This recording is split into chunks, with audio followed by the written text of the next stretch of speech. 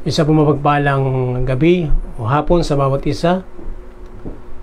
Welcome po sa ating pong online Bible study sa oras na ito.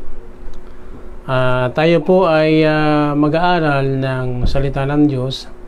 Pero bago po ako magpatuloy ay mas ko po kayong imbitahan. Sa Friday meron po tayong gawain. At ito ay sa ganap na alas 7 ng gabi.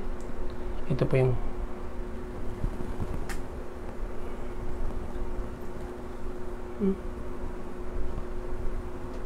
sa ganap na alas 7 ng gabi. At kung nasa pong balikan yung ating pong mga nakaraang mga paksa at gusto muling mapakinggan at pag-aralan, ay itype po ninyo ang Jesus the Only Way Family Church at o kaya naman ay JOWFC. Meron po tayong YouTube account, meron din po tayong Facebook page. Kaya at samantalahin ko na rin na pakishare nyo na lang yung ating pong mga videos upang sa gayon ay makatulong tayo sa iba. At ang iba nila naman ay makapakinig at makapanood yung mga friends ninyo.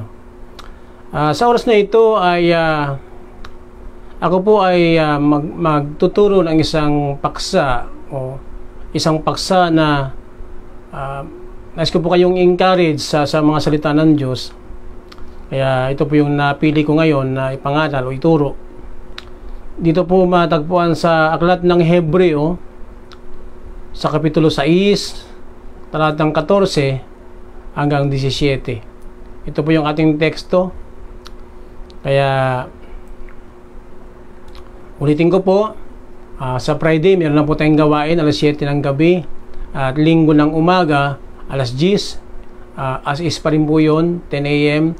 At sa hapon meron din po tayo na gawain alas 7 ng gabi ng linggo.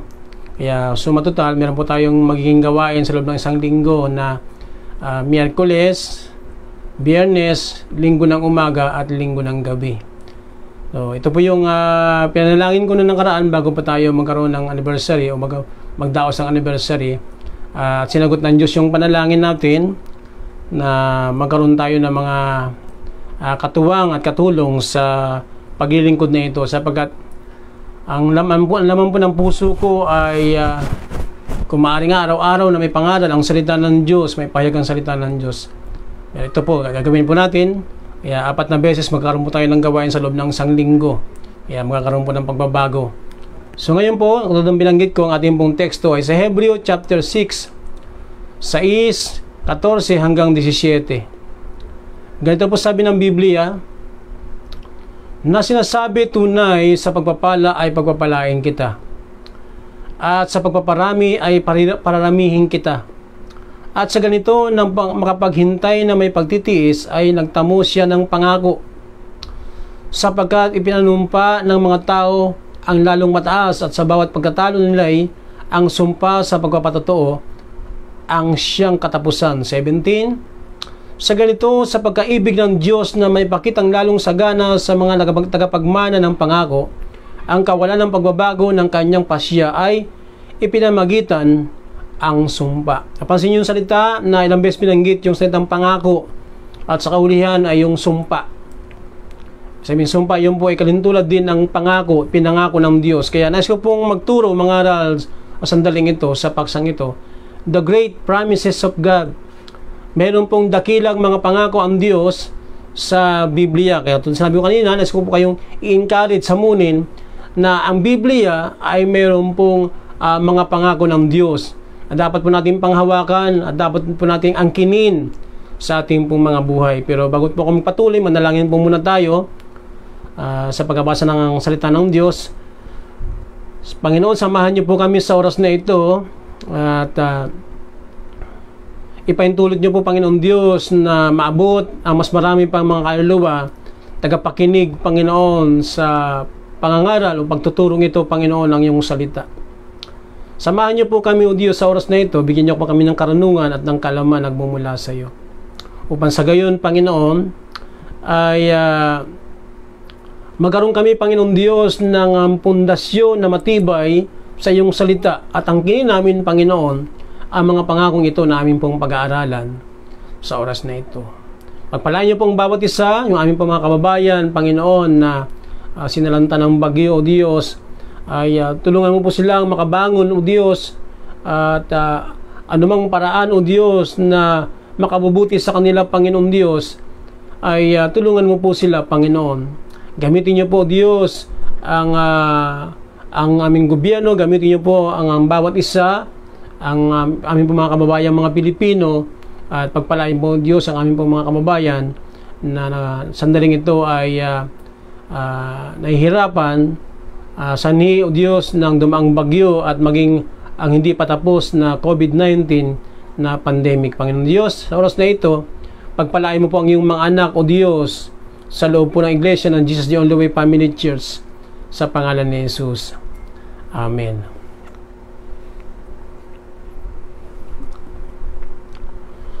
Sa Biblia ay mayroon kang matagpuan na 8,810 promises ang Diyos. 8,810 na mga pangako na mabasa mo sa Biblia. At ang 7,487 sa mga ito ay mismo ang Diyos ang nangako sa tao o sa kanyang nilikha. Kaya sumatotal 7,487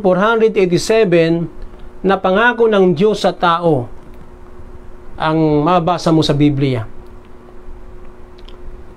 Kaya ibig sabihin nito, alam naman natin na masarap at nakakatuwa na mapakinggan na maraming pangako ang Diyos, sapagkat alam natin ang Diyos ay hindi siya tao. Hindi siya katulad ng tao na pag nangako ay 99% ay mapapako. Binigyan ko po ng 0.1 para naman ay paano meron pang natira.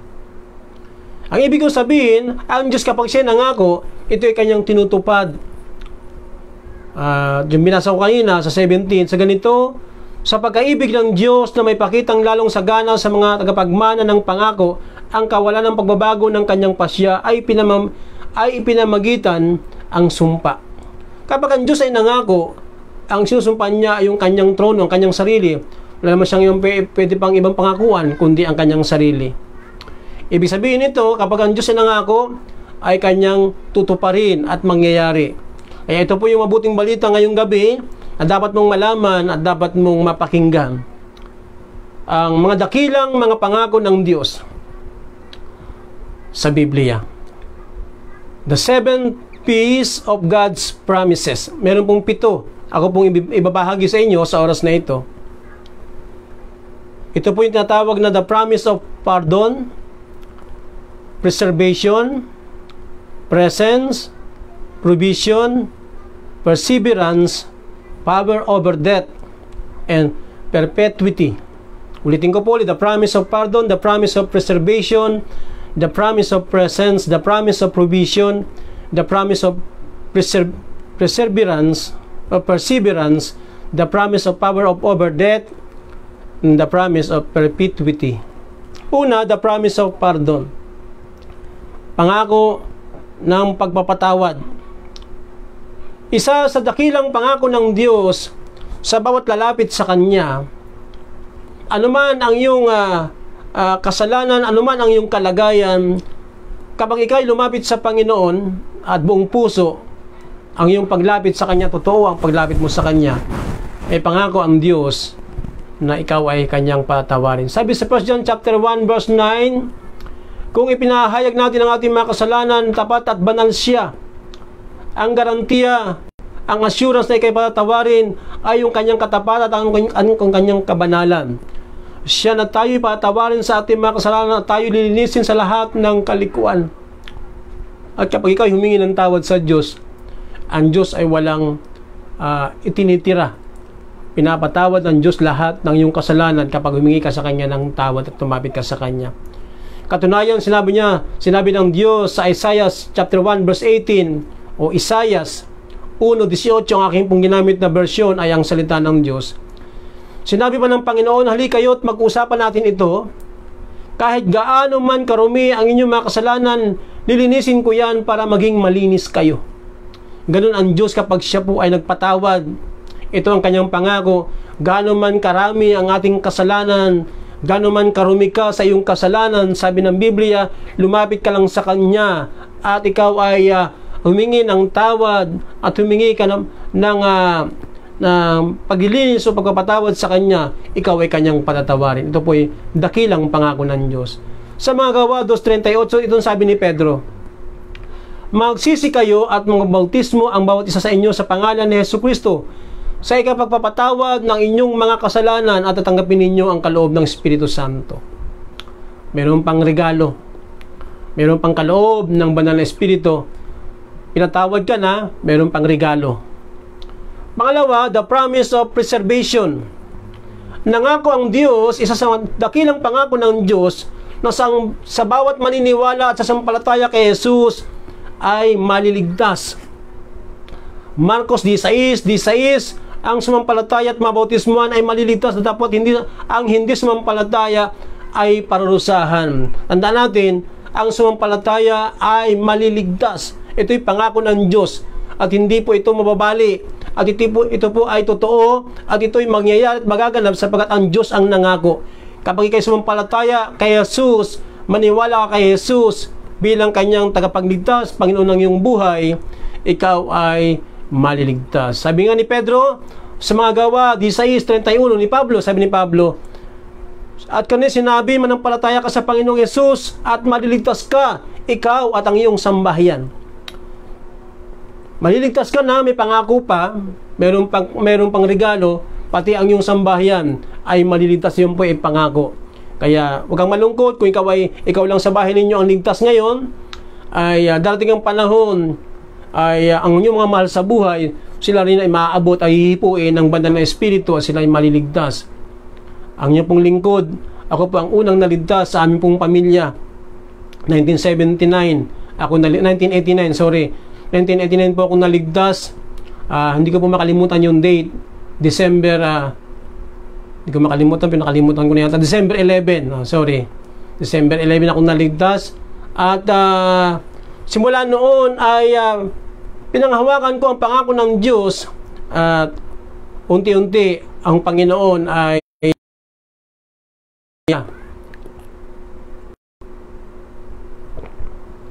unang naligtas sa pamilya ko, ang aming panganay.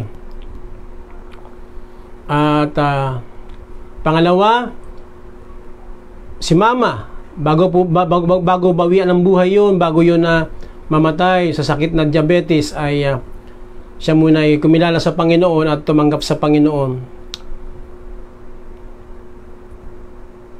Katunayan, gumawa ang Diyos ng pagkakaloob o biyaya na matawag, sinasabi ng Biblia, na sa magitan ng biyaya ng Diyos, sa magitan ng kaloob ng Diyos na biyaya, ang tao na bawat lalapit kay Jesus ay maliligtas. Sabi nga sa Ephesians chapter 2 verse 8 o Efeso 2:8, sapagkat sa biyaya kayo'y nangaligtas sa pamagitan ng pananampalataya. At ito hindi sa inyong sarili, ito'y kaloob ng Diyos. Kaya pangako ng Diyos, sa biyaya ikay naligtas. So ibig sabihin ng kaligtasan ng tao, wala po yan sa antas ng kanyang pamumuhay o sa kanyang buhay. Hindi po ibig sabihin ikaw ang pinakamakasalanan ng tao sa mundong ito, ay wala ka ng karapatan o kaya wala ka ng pag-asa. May pag-asa ka sapagkat ang kaligtasan na bigay at pangako ng Diyos sa Biblia, ang salita ng Diyos, yan po ay biyaya sa pamagitan ng pananampalataya natin kay Jesus. Pero wag po natin kalilimutan na ang biyayang ito ay hindi po ito dahilan para po tayo po ay magwalang bahala. Ibig kong sabihin ay hayaan natin ang ating sarili na muli manumbalik sa dating pamumuhay. Sapagkat dapat natin maintindihan sa oras na ito na ang biyaya ng Panginoon, ito po dapat ang nagtutulak sa atin, ito po dapat ang nagbibigay sa atin ng inspirasyon upang tayo po ay magkaroon ng pagpipigil, tayo po ay magkaroon ng tunay na pagbabago sa ating buhay. Sa Tito 2:11 hanggang 12, pinaliwanag po ito ni ni Apostol Pablo. Ganito po sabi niya, sapagkat napakita ang biyaya ng Diyos na may dalang kaligtasan sa lahat ng mga tao. Yun po sabi niya sa 11. Sa 12, na nagtuturo sa atin upang pagtanggal natin o pagtanggi natin sa kalikuan at sa mga kahalaya ng sanlibutan ay marapat mabuhay tayong may pagpipigil at matuwid at banal sa panahong kasalukuyan ng sanlibutan ito. Kaya hindi po dapat na ang biyaya ng Diyos na ng dahilan ng ating kaligtasan ay wala na po tayong gagawin. Meron po tayong responsibilidad, meron pong resulta yung biyaya na ginawa ng Diyos sa buhay natin kung tunay ang ating pananampalataya at pananalig paglapit sa Diyos. Pangatlo, the promise of presence. Pangako ng Diyos ng pananatili ng kanyang presensya, ibig sabihin na lagi mo siyang makakasama, hindi kanya iiwan, hindi kanya pababayaan. Hebreo chapter 13 verse 5, hindi kanya iiwan, hindi kanya pababayaan. Sabi na sa Genesis chapter 26 verse 3, matira ka sa lupaing ito at ako'y sa iyo at ikaw ay aking pagpapalain.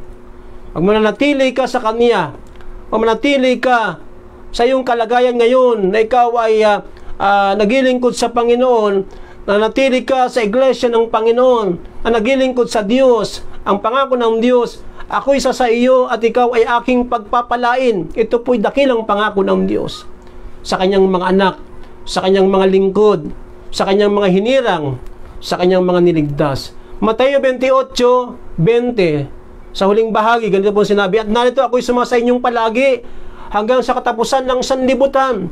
Kaya ito po'y dakilang pangako ng Diyos na hindi kanya iiwan kailanman. Mayroon kang kasama. Kaya huwag kang malungkot. Nasaan ka man ngayon, ano man ang iyong kalagayan, ikaw man ay nasa isolation area, ay huwag kang malungkot sapagkat ang Diyos ay sumasayo. Kaya nga, isa sa mga pangalang itinawag sa Panginoon nang siya po'y pinanganak, nagkatawang tao, tinawag siyang Emmanuel. Ang ibig sabihin, ang Diyos ay sumasa atin.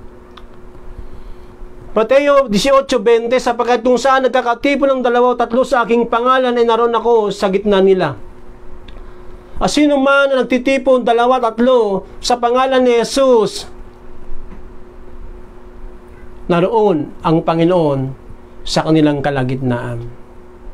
Kaya mapalad po tayo sapagkat ang pangakong ito ay totoo at ito'y mangyayari, ito'y nagaganap sapagkat ito'y pangako ng Diyos, hindi ito pangako ni Pastor Neil, ito'y pangako ng Diyos ayon sa Biblia. Pang-apat, the promise of provision. Ang Diyos ay nangako na siya ay magsusupply ng ating mga pangangailangan. Maaaring ikaw ngayon ay nalulungkot, ikaw ngayon ay natatakot, ikaw ngayon ay maaaring iniisip mo ang iyong kalagayan ng iyong pamilya, ng iyong mga anak, ng iyong mga mahal sa buhay, dahil tayo po ay nasa pandemic pa. Pandemic na tayo, dahil sa coronavirus, dumaan pa ang mabigat na bagyo, malakas na bagyo.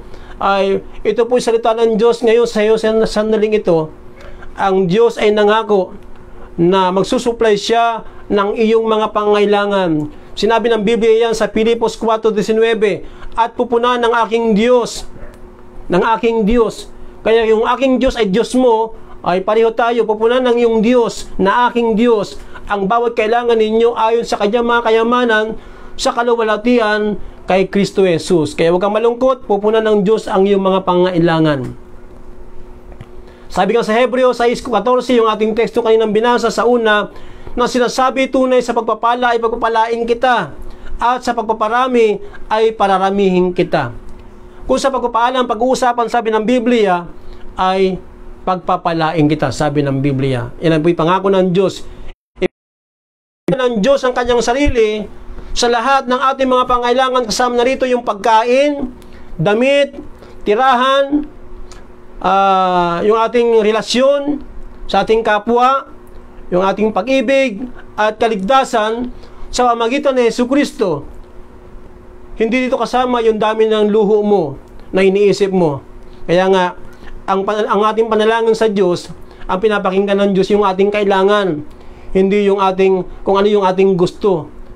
Mas mabuti na yung gusto, kung ano yung gusto ng Diyos ang ibigay sa atin kasi yung ating gusto, sapagkat kapag yung gusto natin, mapapahamak tayo, sigurado yan. Kaya pag nanalangin tayo, Katulad ni Jesus, pag nanalangin siya, hindi ang aking kalooban, kundi ang iyong kalooban, Ama. Kaya mga kapatid sa Panginoon, ito'y pangako ng Diyos na ang Diyos ay magsusupply ng ating mga pangangailangan. Meron pong siyang pangakong provision. Panglima, the promise of perseverance. Sabi sa Hebreo chapter 6 verse 15, at sa ganito na magkapaghintay na may pagtitiis, ay nagtamo siya ng pangako. Ang Diyos ay nangako na tayo ay bibigyan niya ng pagtitiis. Bibigyan niya tayo ng ng kalakasan upang ating mapagtagumpayan, malampasan ang mga tukso, ang mga pagsusubok, ang mga problema sa buhay. Tandaan natin, kung wala ang pangakong ito ng Diyos sa atin, hindi po tayo tatagal. Kasi ang paglilingkod sa Diyos, hindi po ito paglilingkod na palagi na lang masarap ang buhay mo. Bagamat ito po yung ating gusto palagi, kaya gusto natin lagi na mapakinggan ay mga pangangaral na pagpapalain ka ng Diyos, ibibigay ng Diyos yung kailangan mo. Pero alam niyo po, darating yung panahon talaga na mayroong mga pagsusubok, may mga problema, may mga tukso. Pero ito po yung pangako ng Diyos, dakilang pangako ng Diyos, ikaw ay bibigyan ng Diyos ng pagtitis, ng kalakasan upang malampasan mo ang lahat ng ito at matakasan. Sa 1 Corinthians chapter 10 verse 13, ganito po sabi ng Biblia, hindi dumating sa inyo ang anumang tukso, kundi yung matitiis ng tao. Datapot-tapat ang Diyos na hindi niya itulot na kayo'y tuksuhin ng higit sa inyong makakaya. Kundi kalakip din ng tukso ay gagawin naman ang paraan ng pag-ilag upang ito'y inyong matiis. Kaya ang Kristiyano ay dapat ating panghawakan ang pangako ng Diyos sa oras at sa panahon ng mga kagipitan, sa panahon ng oras ng mga pagsubok, ng mga tukso at mga problema. Ang Diyos ay nagbigay at naglaan ng paraan, naglaan ng Diyos ng mga paraan upang tayo ay makalampas at matakasan natin ang mga bagay na ito at tayo magtagumpay. Sabi nga sa Judas 24:1-24, isang chapter lang naman yon. Ngayon doon sa makapag-ingat sa inyo mula sa pagkatisod at sa inyo makapaghaharap na walang kapintasan na may malaking galak sa harapan ng kanyang kaluwalhatian. Ito po yung mangungusap sa mga Kristiyano na dumanas ng mga paghihirap, dumanas ng mga pagsusubok, ng mga persecution, na pero sila po ay nagpatuloy, hindi natisod, patuloy na sumunod sa Panginoon at naglilingkod sa Panginoon. May pangako ang Diyos na pagtitiis. Pang-anim, the promise of power over death. May pangako ang Diyos na kapangyarihan laban sa kamatayan. Nakaraan lang ay nag-celebrate ang Pilipinas ng Piyesta ng Patay. Nagturo tayo at nangaral tayo ng hindi naman nalala yung paksa sa panahong yaon. Pinangako sa atin ng Diyos ang tagumpay laban sa kamatayan. Alam niyo po, isa sa mga pangarap ng tao, isa sa inaasam ng tao ay yung maiwasan niya ang kamatayan. Marahil walang tao na hindi gugustuhin na maiwasan niya ang kamatayan. Kaya nga, marami nangangamba ngayon, marami natakot ngayon dahil pandemic, hindi pa tapos. Salamat sa Diyos, medyo napansin natin, nararamdaman natin humihina na at matapos na to. Walang tao na ayaw niya na siya ay malagutan ng hininga, mamatay. Pero ito ang mabuting balita ng Panginoon. Ito may pangako ang Diyos na ang sino man na magtitiwala, ang sino man na susunod sa Panginoon at ibibigay ang kanyang buhay sa Panginoon. Sabi nga ng Biblia, ang sino mang naghahangad ng kanyang buhay ay mawawalan nito. Subalit ang sino man na ibibigay niya ang kanyang buhay alang-alang sa Panginoon ay magkakaroon nito. Ibig sabihin, yung mga nagnanais pa na nag-iingat sa kabuhay nila at iniiwasan nila na sumunod sa Diyos dahil sa buhay nila, lalo kang mawawalan. Pero Pag ipinubaya mo ang buhay mo sa Diyos, naglingkod ka sa Panginoon, pinanghawakan mo ang pangako ng Diyos, sabi ng Biblia, may ingatan ka sapagkat may kapangyarihan ang Diyos laban sa kamatayan. Sa 1 Corinthians chapter 15:57, unang Korinto 15:57. Natapos salamat sa Diyos na nagbibigay sa atin ng pagkatagumpay sa pamamagitan ng ating Panginoong Jesucristo. Bakit po? Kapag ikaw ay naging anak ng Diyos, kapag ikaw ay pumasok sa pag-iingat ng Diyos, ang sabi ng Biblia, may pangako ang Diyos na ikaw ay maingatan. Ito pong sinasabi ko. Sa Mateo 16:18, babasahin ko po yung huling bahagi. Sabi doon, itatayo ko ang aking iglesia, sabi ni Jesus. Itatayo ko ang aking iglesia at ang mga pintuan ng Hades ay hindi magsisipanaig laban sa kanya. Ang ibig sabihin po niya ng pintuan ng Hades, yung pintuan ng kamatayan. Bakit po? Sapagkat hawak ni Jesus ang susi ng kamatayan. Sabi sa Revelation, Apocalypse 1:8 o 18, at ang nabubuhay at ako'y namatay at narito ako'y nabubuhay magpakailanman. Nasa akin ang mga susi ng kamatayan at ng Hades. Kaya pala sinabi ni Jesus sa Mateo 16:18, itatayo ko ang aking iglesia at ang mga pintuan ng Hades ay hindi magsisipanaig laban sa kanya. Kapag ikaw ay nasa loob ng iglesia ng Panginoon, kapag ikaw ay pinagkatiwala mo ang buhay mo, at ikaw ay nasa loob ng iglesia, hindi po ako nangungusap sa kuryakon o physical na building na nasa loob ka ng building, ligtas ka.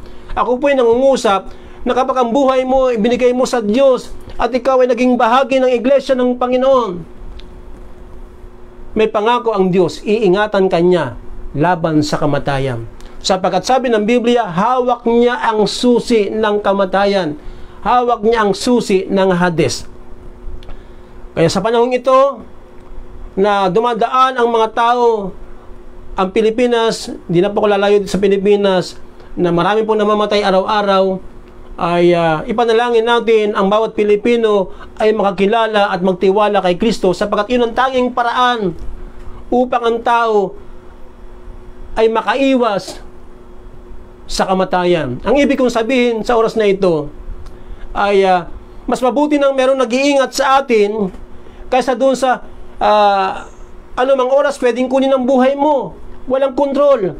Sa pagkasabi sa Juan Kapitulo 10 talatang 10, na parito ang magnanakaw, na parito sa Satanas upang magnakaw, pumatay, sumira at magwasak. Kapag ang tao ay wala kay Kristo, kapag ang tao ay wala sa loob ng iglesia, wala siyang proteksyon. Hindi po ako nangungusap sa proteksyon ng tao. Proteksyon galing sa Diyos. Kaya iingatan ka ng Diyos. Ano mang sakit dumapo sa iyong sakit, ano mang kalamidad dumating sa iyo, ingatan ng Diyos ang buhay mo. Kapag hindi pa pahintulot ng Diyos na ikaw ay lumisan sa mundong ito, ay hindi pa mangyayari sapagkat hawak ng Panginoon ang susi ng kamatayan. Pangpito, panghuli, the promise of perpetuity. Ito po tinatawag na assurance o permanent. Ibig sabihin, kapag ang Diyos ay nagbigay sa iyo ng isang bagay, halimbawa, kaligtasan, hindi niya na yung babawiin. Hindi niya yun aalisin sa iyo sapagkat yun ay binigay niya sa iyo, yun ay kaloob niya sa iyo, yun ay biyaya ng Diyos. Sabi sa Hebreo 6:17, sa ganito, sa pagkaibig ng Diyos na may pakitang lalong sagana sa mga tagapagmana ng pangako, ang kawalan ng pagbabago ng kanyang pasya ay ipinamagitan ang sumpa. Kaya mapansin nyo sa Biblia, kapag ang Diyos ay nangangako, ipinapangako niya ang kanyang sarili. Sabi diyan, may pakitang lalong sagana sa mga tagapagmana ng pangako ang kawalan ng pagbabago. Kapag pinangako sa iyo ng Diyos na kanyang iniligtas ka, sabi ng Biblia, walang pagbabago ng kanyang pasya ay pinamagitan ang sumpa. Nangako ang Diyos sa kanyang mga tagasunod ng buhay na walang hanggan. John chapter 10 verse 27 and 28. Ganito po sabi ng Biblia. Pakinggan po ninyo ito. Dinirinig ng aking mga tupa ang aking tinig, at sila'y aking nakikilala. Kaya Tandaan natin, ang iniingatan ng Diyos, ang pinapangakuan ng Diyos ay yung nasa kanyang iglesia, nasa kanyang kawan. Ibig sabihin, tupa ng Diyos, tupa ng Panginoon. Dinirinig ng aking mga tupa ang aking tinig at sila'y aking nakikilala at sila'y nagsisisunod sa akin. At sila'y bibigyan ko ng walang hanggang buhay at kailanmay hindi sila malilipol at hindi sila agawin ng sinuman sa aking kamay. Pangako po yan ng Diyos. Yan po ay dakilang pangako ng Diyos na panghawakan mo. Panghawakan natin sa oras na ito. Hindi ka malilipol. Hindi ka pwedeng saktan. Hindi ka makukuha ng sinuman, anumang kapangyarihan dito sa mundo. Hindi ka pwedeng kunin sa kamay ng Diyos. Sapagkat ikaw ay iniingatan niya. Ito ay pangako na ibinigay sa iyo ng Diyos na panghawakan mo. Sa akin po pagkatapos, saglit lang po ito. Sa Hebrews chapter 6, 17 hanggang 18, yung ating teksto, babalikan ko po. Ang aking pong ginamit na version ay ang salita ng Diyos. Kung bakit ko po ito ginagamit, yung version na ito, napapansin ninyo. Kasi ito yung pinakamalapit na version mula sa Greek word ng Bagong Tipan. Sabi sa 17, ganito o ganito rin ang ginawa ng Diyos noon sa mga taong pinangakuan niya. Ipinakita niya sa kanila sa pamamagitan ng panunumpa na tutuparin niya ang pangako niya. 18. At ang dalawang bagay na ito, ang pangako niya at panunumpa, ay hindi mababago. Dahil hindi magagawang magsinungaling ng Diyos, kaya tayong mga nagpakalinga sa Kanya ay matibay na pag-asang pinangahawakan na gagawin niya ang ipinangako niya sa atin. Salamat sa Diyos. Meron tayong katiyakan. Meron tayong pangahawakan na gagawin niya ang kanyang pinangako. Bakit? Kasi ang Diyos ay hindi magsisinungaling. Kapag sinabi niya sa iyo na pagpapalain kita, pagpapalain ka niya. Pag sinabi niya sa iyo na bubuhayin kita, bubuhayin ka niya. Pag sinabi niya pagagalingin ka niya, pagagalingin ka niya. Pag sinabi niya gagamitin kita, gagamitin kita. Pangako ng Diyos yan at panghawakan natin. Sa akin pagkatapos, hingin natin sa Diyos sa oras na ito na magkaroon tayo ng pananampalataya at pananalig sa kanyang mga pangako. Kasi itong pananampalatayang ito, hindi po ito galing sa atin. Galing din ito sa Diyos. Hingin natin sa Diyos na tayo sumampalataya sa kanyang mga salita. Paniwalaan natin ang kanyang salita. So, ibig sabihin niyan, kapag pinaniwalaan mo ang salita ng Diyos, ang kanyang mga pangako, magsisimula ka na magsaliksik, magbasa ng kanyang salita. Magbabasa ka na ng Biblia. Sa aking pagkatapos, narito po ang mga pangako ng Diyos. Sinabi ko kanina, mahigit 7,000 na mga pangako ng Diyos sa tao, sa sangkatauhan. Sa Biblia, mabasa mo 8,000 plus. At yung 7,000 plus dito ay pangako mismo ng Diyos sa tao. Yung ating pinag-usapan, ang pinag-aralan ay 7 lang yun. Pero pinili ko po yung pinakadakilang mga pangako ng Diyos na pwede nating angkinin sa ating paglilingkod at pagsunod kay Kristo. Tayo po'y manalangin. Panginoon, salamat po sa mga salita ng Diyos. Salamat po, Panginoon, sapagkat nalaman at naipahayag po sa oras na ito na mayroon ka mga dakilang pangako sa iyo pong mga anak. Partikular sa iyong mga anak. Kaya naman sa loob ng iglesia, ang mga nasa labas ng iglesia, Panginoon, ay hipuin niyo po sila. Ibilang niyo po sila, Panginoon, sa iyo pong iglesia, sa iyong iniingatan, Panginoon, upang sa gayon ay matamasan nila at maranasan nila ang iyong mga pangako na iyong iniwan sa pamagitan ng iyong salita. Salamat po sa pangalan ni Jesus. Amen. Sa akin po pagkatapos, bago po ako matapos, ulitin ko po, sa Friday, alas 7 ng gabi, meron po tayong muling gawain. Meron po tayong online na pagtuturo, online na pangangaral ng salita ng Diyos. Maging sa linggo ng umaga, ganun pa rin yung 10 a.m. At sa linggo ng hapon, meron din po 7 p.m. ang ating pong gawain. Kaya meron po tayong 4 na beses sa loob ng isang linggo. Samantalahin natin ito na tayo po ay makapag-aral ng salita ng Diyos at makapakinig tayo ng iba't ibang mga kapahiyagan galing sa Diyos at ginagamit niya ang kanyang mga lingkod. Salamat, meron po tayong katuwang ngayon na mga kasama natin sa mga magtuturo. Meron tayong pastor sa Canada, meron tayong pastor sa Saudi, kaya ay panalangin natin itong ating mga kapatid na patuloy kaming gamitin ng Diyos sa pangangaral sa panahong ito na tawag nilang new normal. Kaya salamat po sa inyo, pagpalain po kayo ng Panginoon. God bless you all.